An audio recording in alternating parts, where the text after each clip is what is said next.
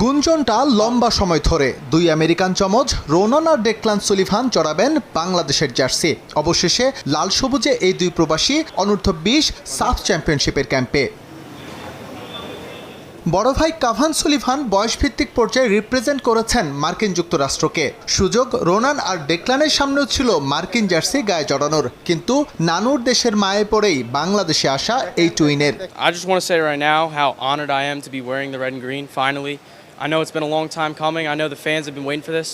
So it's really just an honor to represent the country, and I'm going to go out on that field. I'm going to fight. দুই ভাইয়ের মধ্যে Declan সিদ্ধহস্ত defence সামলাতে আর Ronan master class forward লাইনে। America কিংবা Germany represent না করে বাংলাদেশ বেছে নেওয়াটাকেই সম্মানের বলে মনে করেছেন তারা। No, it wasn't. The fans made it an easy decision. I'm super excited to represent the country, and we got to win. Now it's time to win. Save Bangladesh and Sameed, Fahad, and everyone's been so helpful the entire process, and now we just got to reward that with winning this thing. এদিকে দলে তাদের inclusion নিঃসন্দেহে শক্তি বাড়াবে বাংলাদেশের। এটা শুধু বয়স ভিত্তিকে নয়, বরং এক সময় জাতীয় দল তার ইতিবাচক ফল পাবে বলে মনে করছে টিম ম্যানেজমেন্ট। কালকের থেকে ওদের প্র্যাকটিস শুরু। আমি আশা করি যে they will make an improvement to this side, and not just that, I think they come from a place where they have a lot of new experiences. এটা আমাদের প্লেয়ারদের সাথে শেয়ার করবে, আমাদের প্লেয়াররাও এটা থেকে গ্রো করবে।